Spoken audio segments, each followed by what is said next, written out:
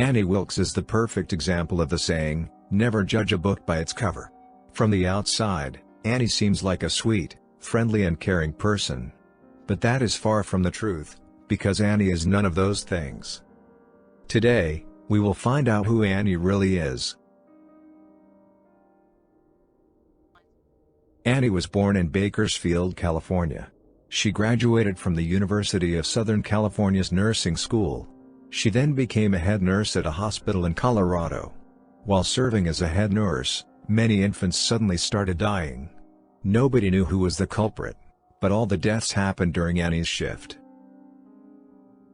Soon people started to connect the dots, and everyone suspected Annie. Why she would do such an evil deed is a mystery, but what is certain is that she did it on purpose. Annie was then arrested for the deaths, but because of a lack of evidence, she was released shortly after. After being fired from her job as a nurse, Annie went to work at other hospitals. At all the hospitals she worked, several patients mysteriously started dying. However, because most of her victims were already sick or injured, no one suspected a thing. Annie also killed her childhood neighbors, her own father, her college roommate, and a hitchhiker whom she allowed to live with her. Why Annie killed these people is a mystery, but what is obvious is that she has a mental illness. Even her ex-husband said it. He left her because she was in his eyes mentally insane. Annie is the type of person that does not care about what other people want. She only cares about what she wants. She has a tendency to discard or hurt anyone who does not agree with her. She has no close relationships with anyone, not with her family. She also has no friends. She just lives all alone, and spends her time reading books. Her favorite book is called Misery. This book made Annie obsessed with the writer. The writer is a man named Paul Sheldon. From this point forward, the Misery movie begins. I will run it down, and observe Annie's behavior. After that I will diagnose her. In the movie, we see the writer, Paul Sheldon, driving home in the snow, but then he suddenly crashes his car. While severely injured, he loses consciousness. When he wakes up, he is in a nice-looking room.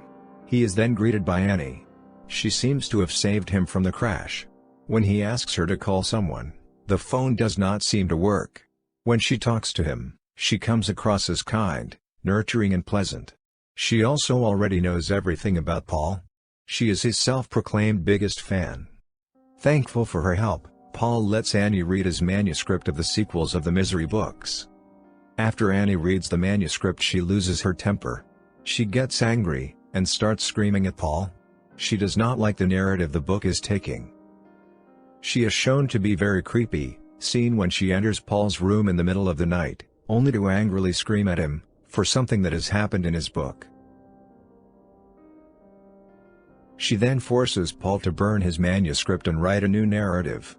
Paul unwillingly starts writing. At this point of the story, Paul knows that Annie is insane. However, he also knows that she will not let him leave. So he secretly tries to escape.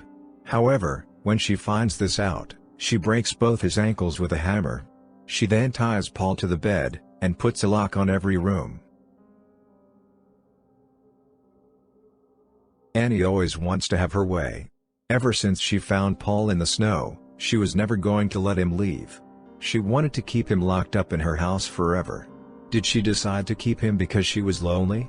Possibly. She is shown to enjoy nurturing for people, that is why she became a doctor. But she is also shown to have extreme anger issues. One wrong move can make her so angry that she is willing to hurt, and willing to kill. One day she can love you, the next day she can hate you, and possibly kill you. While making this video, I notice how sick Annie really is. After she has broken both of Paul's ankles, she acts the following day as if nothing happened. She seems to be unaware of her own actions.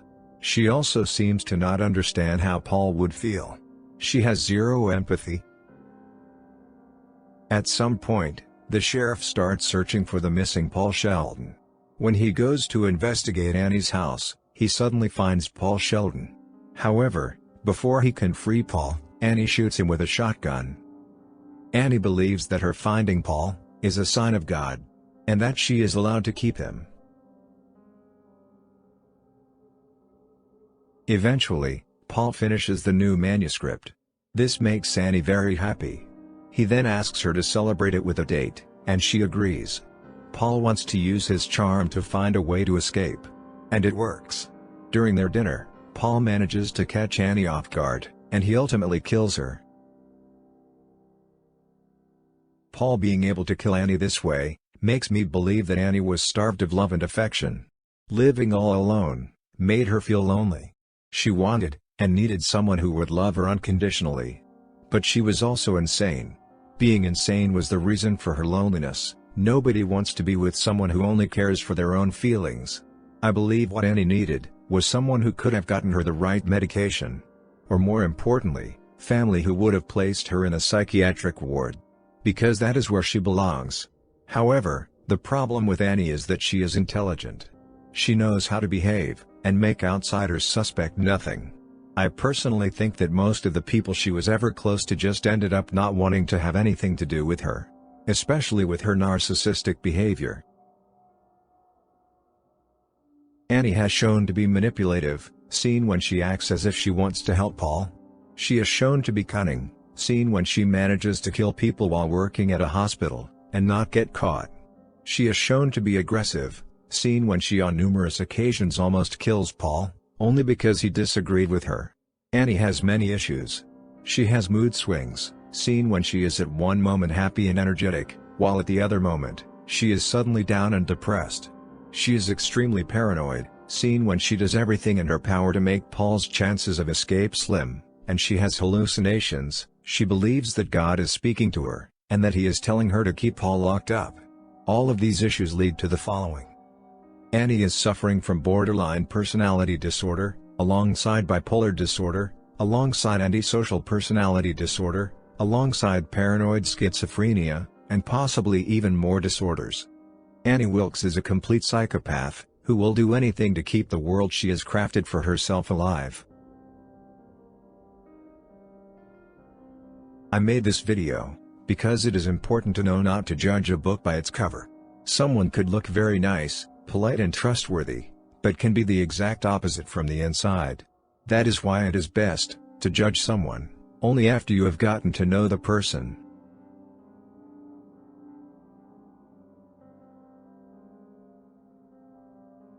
I hope you guys enjoyed this video. If you did, then please leave a like and subscribe.